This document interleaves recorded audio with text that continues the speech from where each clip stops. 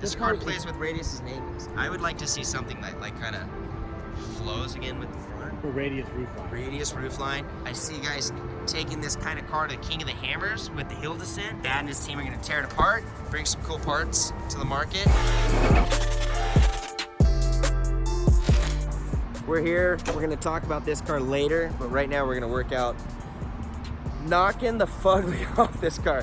I mean, Dad, what do you think? Like from here, it's okay, right? That's all right from here. It's all right. But you get to like, right there, and it goes, what happened to this thing? No J-Lo. It's no J-Lo. So, I mean, I've got some ideas. I'm sure you've got some ideas. Let's figure this shit out. I had an idea, and I know you can twist and turn it. This is just me talking straight. It's really too tall, right there. It's got a dead tube running across right here, which right above your head, it should be tied in, obviously, you know that. This tube is doing absolutely nothing. I would like to see something that like kind of flows again with the front. For radius roofline. Radius roofline. This car plays with radiuses and angles, not both, you know what I mean? But like that's like the Can-Am, my stuff. I don't ever do any flat tops like we talked about, because in my opinion, the radius really flows. This car may work good both ways. Yeah. But it's all how you tilt it. Yeah. You know? I think this angle is not bad. Yeah, it's not bad. No, it's not very. That's, you know, like I said, we'll play with that, but It's too tall. too tall. Way too tall. It's really kind of. It's just like a razor. When we do a razor cage, the front's the same. Yeah. But the back is what's lower. Yeah. That's what needs to happen here. This may stay very close to the same angle, but it's gonna Fall. Yeah, exactly. So this cage has an incorporated harness bar, which was really good. And you can see it goes through the plastics here. Right under there. Mm-hmm. Oh, okay.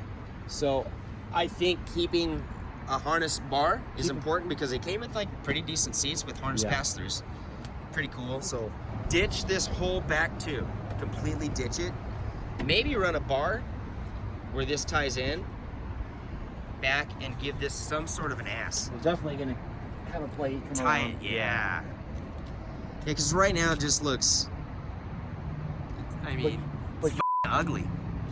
It's But you don't want to. If you do a bar like this, you don't want anything or what you're looking at. You don't want anything up here coming down to the bumper. No, I don't want anything coming down. Well, not up high. Yeah. Well, I mean, down chop. It's obviously chopped down. We're gonna, you know, if we play at the angles right, if it ties into the harness bar, I think, you know, I don't know. It's something you're gonna have to play with. I could see maybe doing an X-up bar or something, you know, because I see guys maybe potentially racing this car against Yamahas. I see guys taking this kind of car to King of the Hammers with the hill descent. Yeah. And the way the suspension's set up. What were you just saying? But how they put the lower ball joint in the spindle rather than in the arm.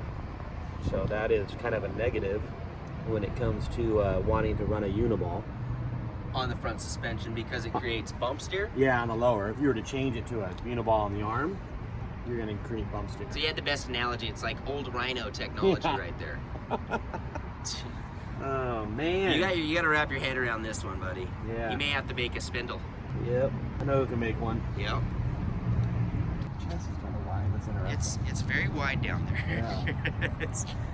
I don't know if you guys have seen a lot of these, but that normal cars are sucked in the centers. I think they need to. It would be cool to see a spare, maybe incorporated into the car, or as an option. Well, that's what I see. Like when you look at the other cages, if you imagine keeping that there and the tires about here to here, Yeah. the tire would be further. So you know you don't want to. This car's short enough. Everybody has garages on their Right. $4. I mean, you can look at it. It's tiny. It has no overhang, and it's almost like mid-engine if you look at it. Yeah. You know what I mean? It really is. Yeah, 'cause So a you little sit so ass far back. overhang is really going to help this car out. You know, as far as suspension and travel and how things work. We're going to drop off an exhaust with you too, and that way when you're mocking up, you know what you need. You know how to do it. You do this every day. We'll get the scales out, scale it, see what the weight bias is. in it. Yeah. I think that you know, we'll knock the ugly out of it, figure out some bumpers. I do like the net design. Factory, I don't think those are going to be able to work with what we're doing. You know, maybe some shift knobs.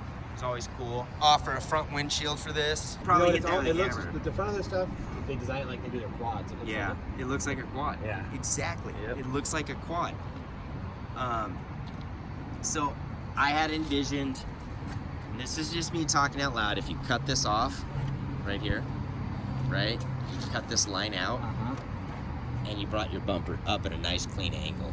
clean angle, and then probably have to incorporate a tab to capture it. Yeah. Because once here's your support. Right. Once you cut that out, the front's probably do that. So. Yeah, it is. So we're gonna have to capture it. Yeah, make a tab, and then. You know, it can sneak through real nice and tight. Nice. Yeah, I see that. Nice approach and departure angle. Because right now, like, you're just gonna stuff whatever, and I want that gone. That's ugly. It's really not doing anything except maybe, I mean, I don't even see provisions like maybe for a tiny winch in there, but yeah, you know, that's something to think about. Maybe 2 different bumpers, a winch bumper, because it has hill descent, and maybe one of those guys wants that. What's the hill descent? Is engine braking? It has engine braking in it, yeah. Like a crawl mode.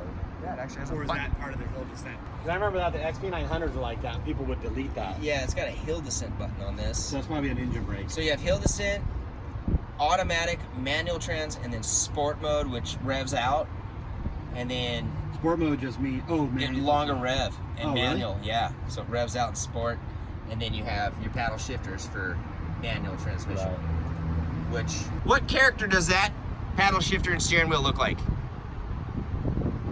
I don't know. Dumbo, bro. Look at that. I mean, kudos for doing it, but bro. The door panels are pretty good though, huh? Yeah, they look good. They're dope. Pretty good. We'll get a door. We'll make a door for it too. Yeah. Incorporate our cage. Maybe make fillers. Then Close definitely it. gonna tie something into the front to the back like we do, and then make our own door. Heck yeah. Yeah, I didn't get into this car. I bought it, and we're dropping it off here. Dad and his team are gonna tear it apart. We're gonna pick it up.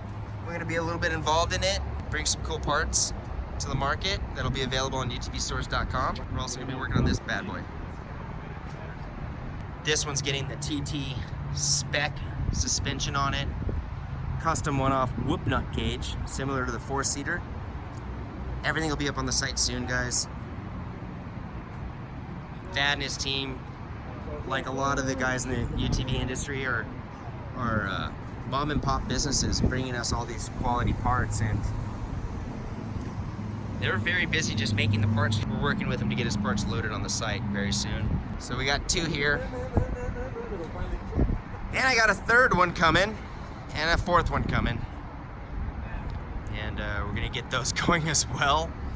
So I hope you guys stay tuned. We got a lot going on. Try to keep up.